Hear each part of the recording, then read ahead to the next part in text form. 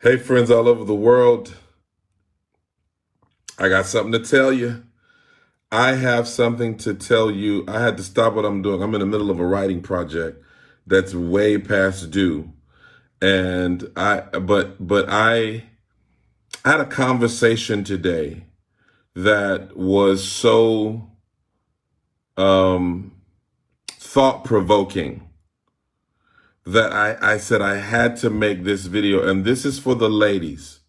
Ladies, tag a lady. Ladies, tag a lady. Tag a friend. Hear me, hear me, hear me.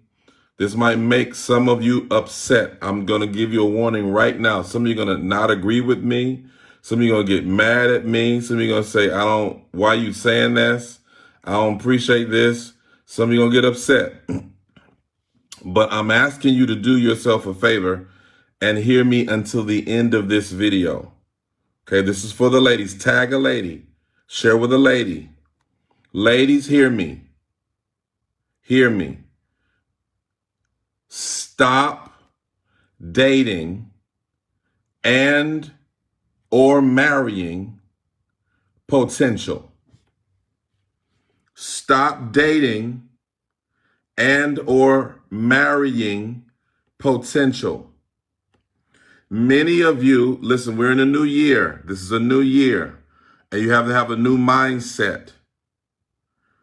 Stop dating and marrying potential. What do I mean by potential?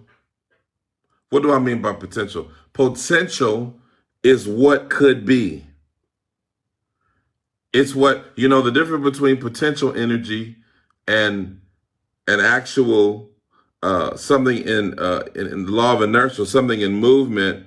Potential is what could be. It's what it could be. Man, this could be this person could be a great husband. This person has the potential to be a great spouse. This person could be a great leader in this relationship. This person could be this, and I don't advocate dating, by the way, but anyway. Women have a problem. Women have a problem, and this problem is not necessarily a bad problem. And here's the problem. When God made a woman in Genesis 2, he made her with the capacity to develop, watch this, to nurture and assist. Can I get a witness on that? A woman has an innate ability to nurture, to help to develop, and to assist. That's why when God makes Eve, he calls her a helpmeet. She is a helper. Women are helpers. A woman is a helper. She's someone who helps.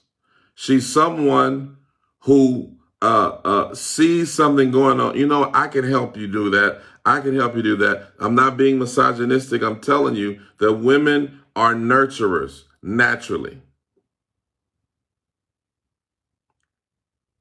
Like, for example, my little daughter, Anna, she's 4 years old. She'll take a little doll and she'll see the doll and she'll straighten the doll's hair out. She'll see a little shoe off that's out of place. She'll put the shoe back on the doll. She's a helper. Women are nurturers. That's who they are. So here's what happens. When a woman sees potential, it oftentimes provokes her nurturing instinct. Well, anytime a woman sees potential, she immediately goes into nurture mode. And she begins to feel like, with just a little dash of salt, come on, with just a little butter on this. Man, if I just put a little cinnamon on top of this might work. It's not where it's supposed to be. It's not complete, but it might work. And here's the problem with that. They go into relationships believing that they have the power to change a man. Ladies, let me tell you something. You cannot change a man. You can't. I was having a conversation with one of my precious daughters in the Lord, and I said, you can't change a man. A man cannot be changed by a woman. A man can only be helped by a woman. And let me tell you something. Some of you, if you're not careful, you're going to get trapped in potential, and you're going to help nothing. So many women are frustrated because they're married to a man with great potential, but he does not function in purpose. Eve did not marry potential. She married purpose. She didn't marry potential. She married purpose. When Adam came on the scene, and I don't care what relationship guru is telling you otherwise. I don't care what relationship guru is telling you otherwise. Stop listening to these lies.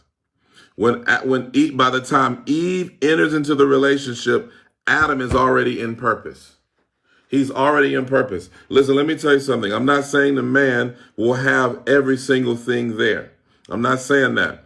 But he needs to know his purpose.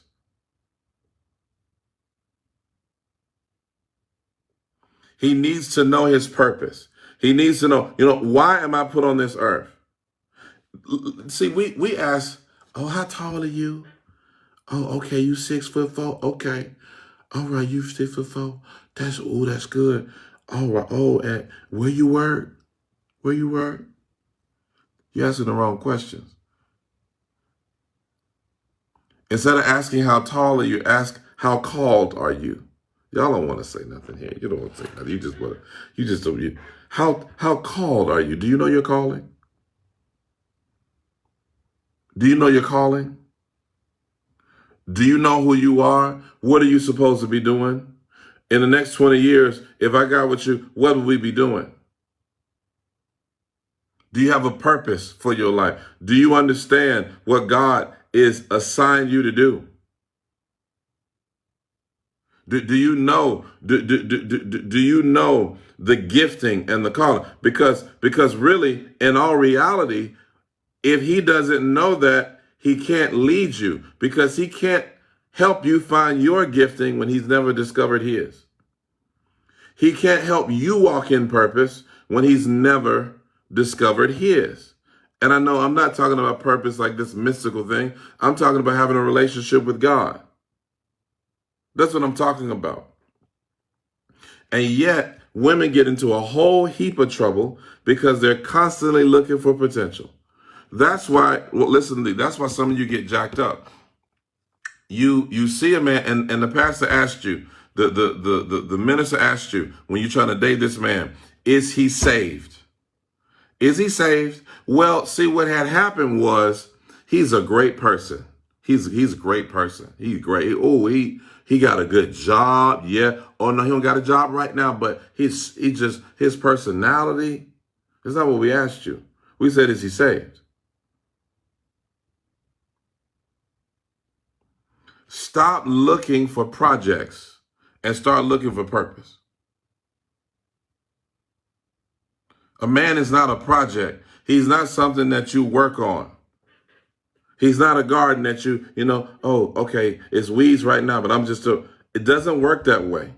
And if you want to get jacked up for the rest of your life, if you want to get jacked up for the rest of your life, if you want your children to be jacked up for the rest of their lives, marry a man or get with a man for his potential.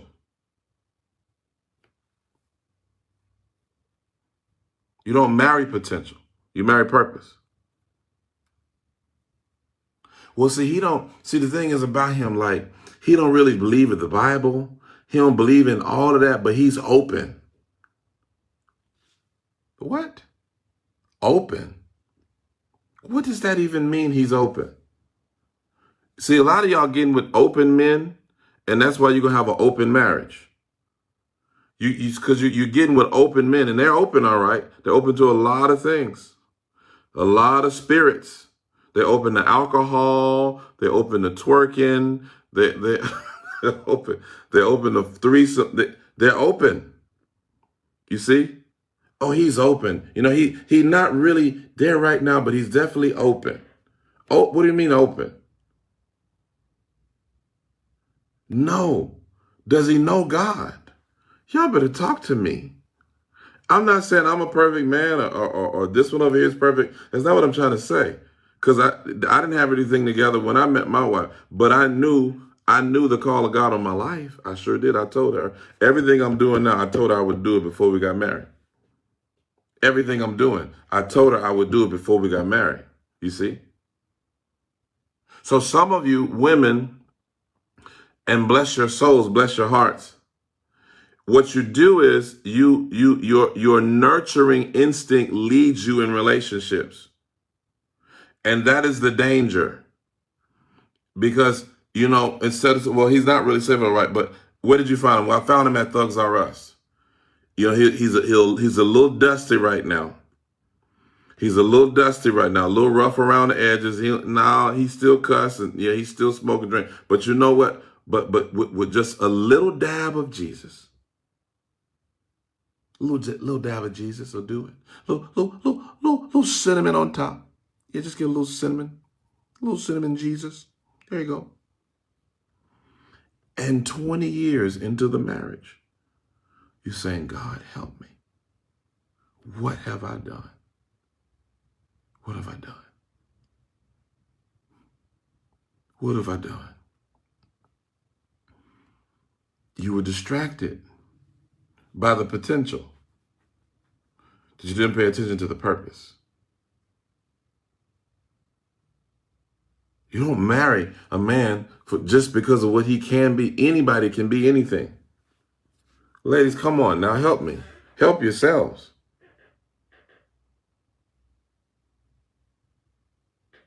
I'm not saying the man has to be perfect. I'm trying to listen. I'm not saying the brother has to be perfect, just like the sister doesn't have to be perfect. I'm not saying the man has to be perfect, ladies. That's not what I'm saying. I'm saying you need to stop. You need to stop becoming obsessed with potential. He ain't there yet. So here's my question to you. What will get him there? You? So God hasn't gotten him there in 40 years, but you're going to get him there in 4 months. That's called idolatry. You've made an idol out of yourself. You have overestimated, yourself. And not only that, but you're misappropriating your assignment. You're supposed to help him in his calling. You're supposed to help him in his assignment. You're supposed to help him on his journey. Adam was already working. So when Eve shows up, she has something to help. He has a job. He has a job. He has an assignment. He has a God. He has a house. Come on. He has a garden. He is functioning in his design.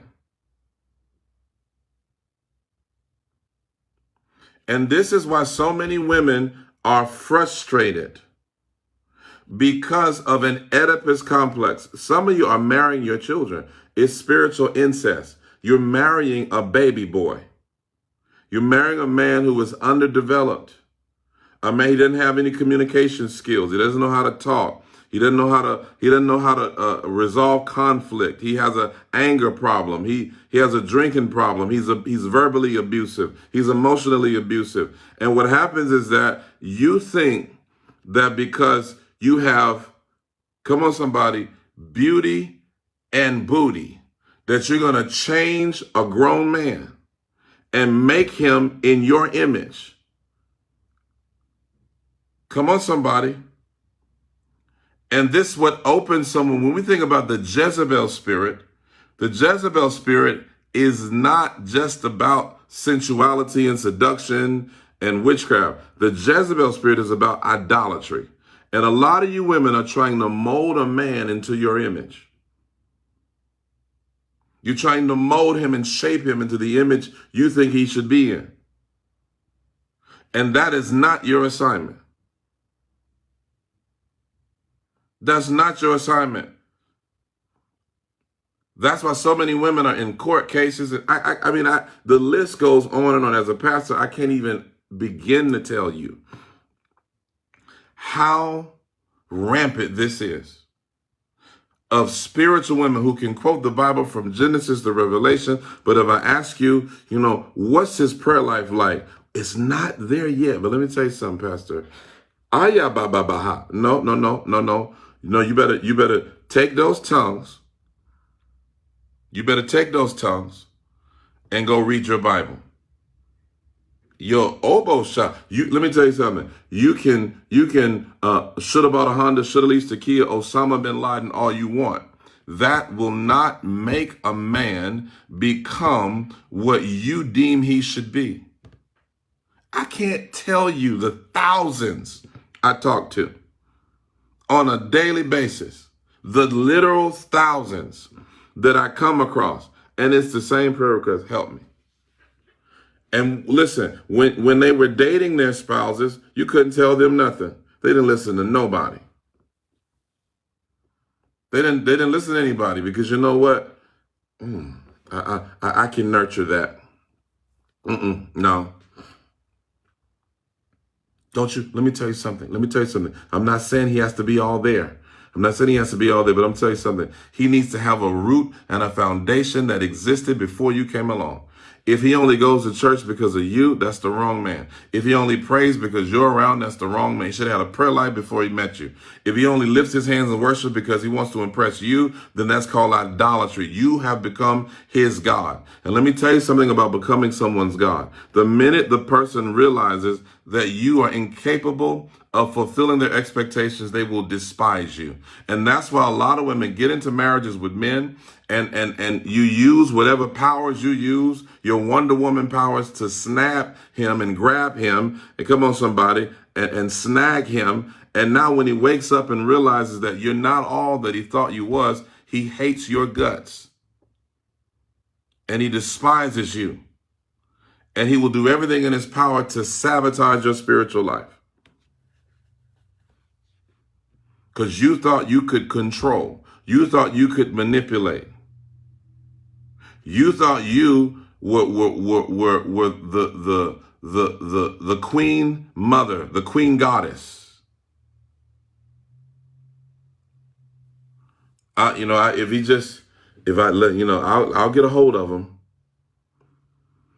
There's two things that God allows for idolatry. Anytime in scripture where the people of God made an idol of something or someone, God caused the idol to reject them or caused the idol to become bitter to them.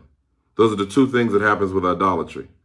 Anytime we make an idol out of someone, and make no mistake, if you are compromising your spiritual life in order to accommodate a man, you are already guilty of idolatry.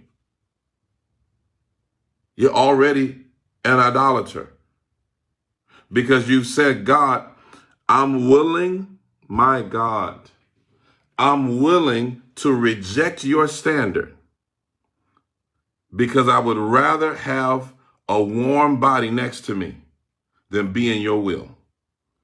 I would rather have some eggplant than to be in your will.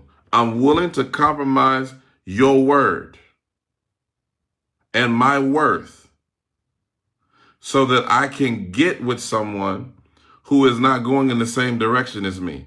You cannot, oh my God, you can't nurture a demon out of someone. Ladies, you can't. You can't nurture a demon out of somebody.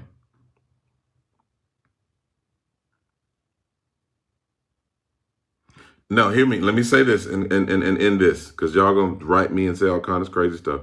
Let me say this and end this.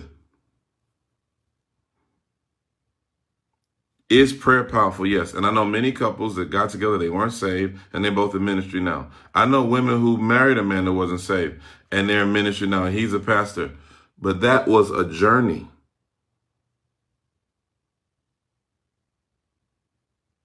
That was a journey. That was a journey. And that journey will cost you. That journey will cost you.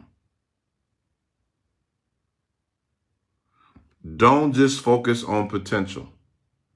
What he could be, what he should be, what he might be 10 years down the road.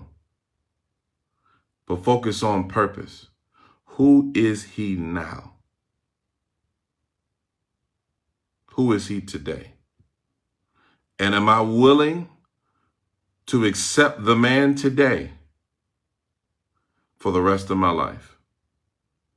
God bless you.